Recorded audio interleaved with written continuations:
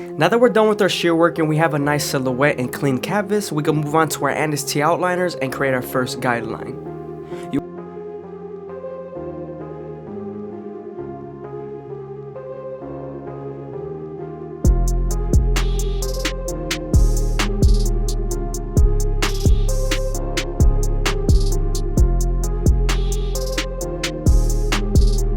Now that we're done botting out with our NST outliners, we can move on to our no guard all the way open and create our second guideline.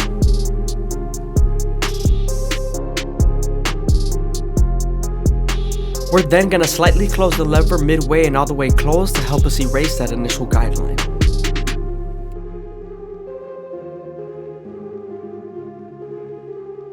Don't forget to stretch the skin with your opposite hand. This will give you more space to blend.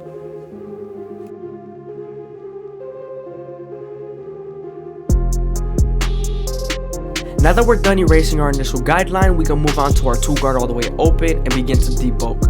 We're going high enough to where it's around his occipital bone, but we're also flicking out, leaving enough weight. Now we're using our 3 guard all the way open to go right above the 2 guard all the way open, and this is going to create our shape and silhouette.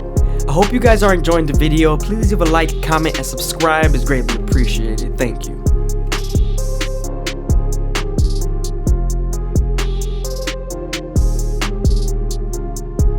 Now that we're done creating our silhouette, we can move on to our 1 guard all the way open and create our third guideline.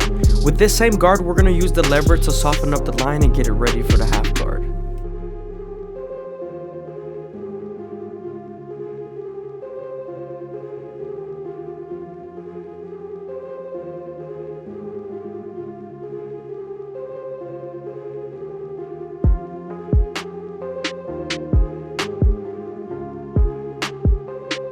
Now we're moving on to our 2 guard all the way open and we're creating our 4th guideline. We're going to use this same guard and the lever to soften up the line and get it ready for the 1.5 guard. You also want to flick out as much as possible with this guard because we are getting into the higher lengths. As you can see, we switched over to our 1.5 guard and we're attacking that line that we softened up with the 2.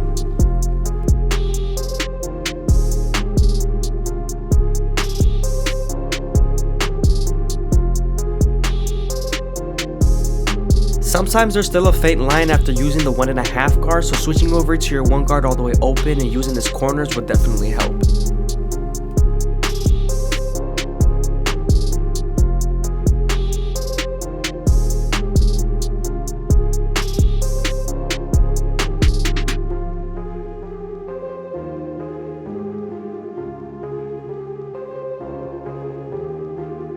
Before we use our clipper of a comb, we're going to detail as much as possible with our guards.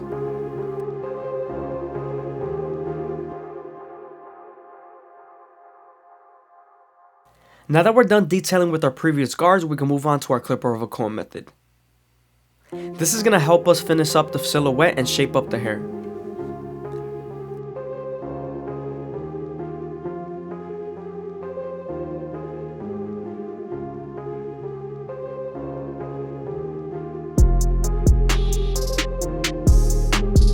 As you can see, I'm doing a lot of horizontal cutting just so I can debulk and make it smooth.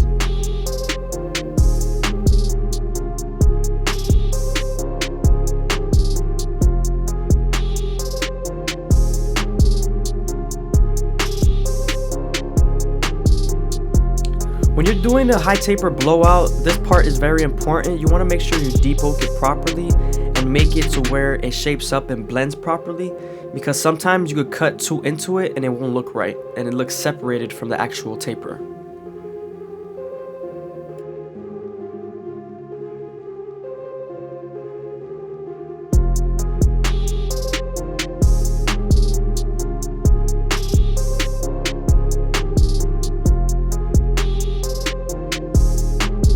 Remember, this is the most important part, so you want to make sure you take your time here and detail as much as possible.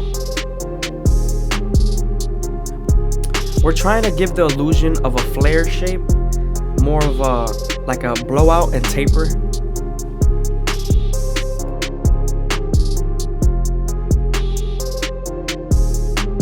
Now that we're done creating our shape and debulking, we can move on to our NST outliners and make them as crispy as possible. I usually start off at the bottom and work my way to the top arch. You always want to make sure you go slow enough and that the hair feeds into the teeth of the trimmer, because if not, then the hair is going to move and you won't line them up properly.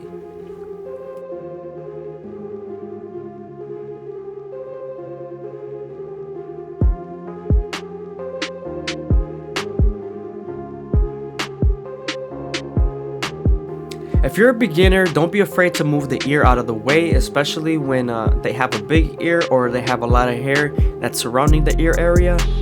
Yeah, don't be afraid to pull on it and move it out the way.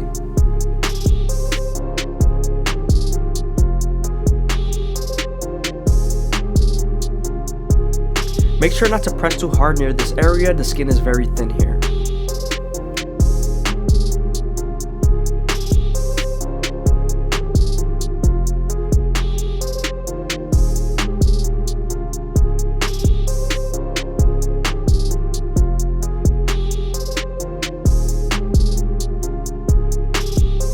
Here I'm grabbing my clipper with a comb and I'm adding a little bit of extra detail on the side.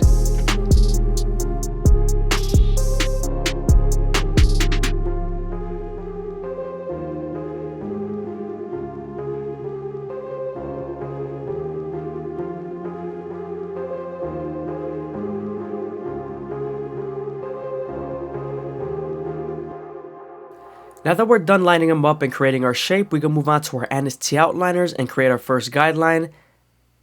You want to make sure you don't go too high with this guideline, because then it won't give you enough space to blend the high taper.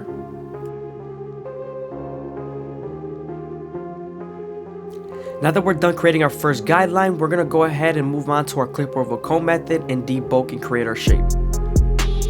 We're doing this so it makes it easier to us to blend into the silhouette.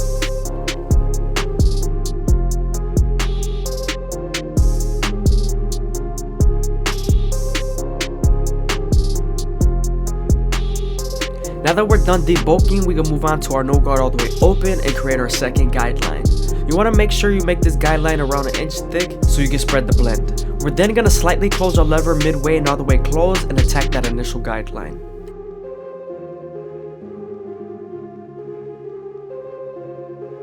Now that we're done erasing our initial guideline, we can move on to our 1 guard all the way open and create our third guideline.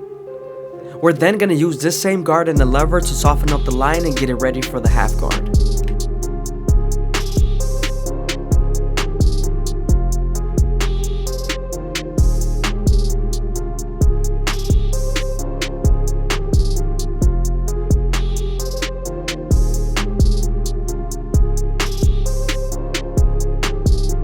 Now that we're done erasing the line with our half guard, we can move on to our 2 guard all the way open and create our fourth guideline. You also want to make sure to flick out and shape up the hair once you get to the top, because if not, it's going to make it harder for you to blend in with your clipper over comb. Now that the guideline is soft enough, we can move on to the 1.5 guard and erase the line completely. Sometimes after using the 1.5 guard, there's still a faint line, so switching over to your 1 guard all the way open and using its corners will definitely help you.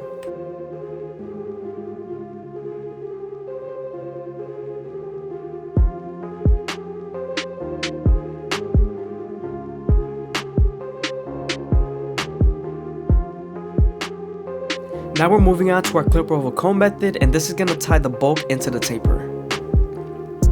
This is also going to give us that flare shape.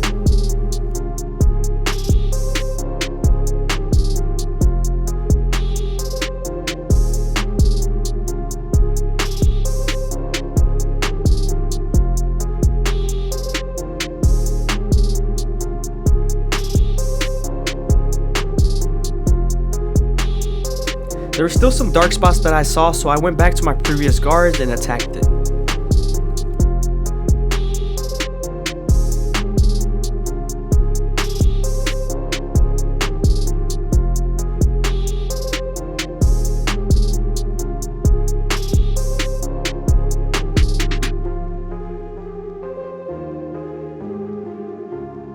Now that we're done lining up the beard, we're going to move on to the hairline.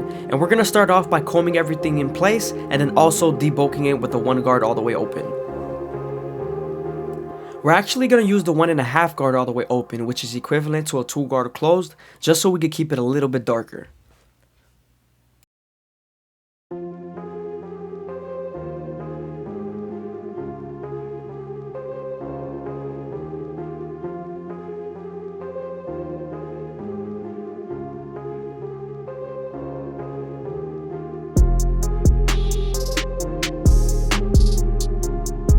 Now that we're done debulking the hair, we can move on to our NST outliners and start off in the middle and work our way to the sides.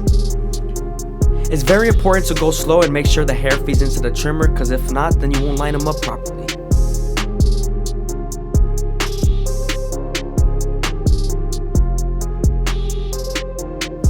You also want to keep their vertical bars as natural as possible. I see a lot of people pushing the corners in and it doesn't look right.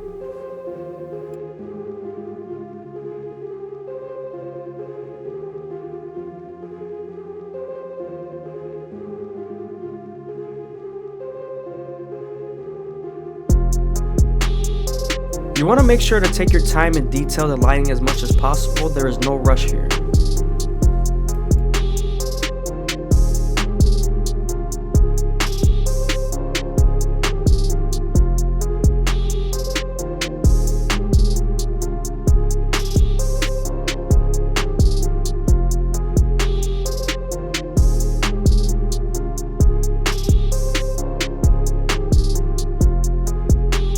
Now that we're done lining them up, we can move on to our Turkish razor and Derby Premium blades and make them as crispy as possible. But of course, before we do that, we're going to apply some shave gel.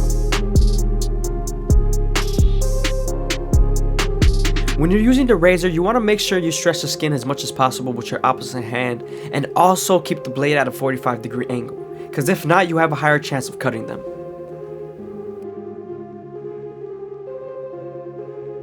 Again, I hope you guys are enjoying the video. Please leave a like, comment, and subscribe. It's greatly appreciated. Also, if you made it this far into the video, leave a comment down below my subscriber count. I'm 100% gonna reply to it.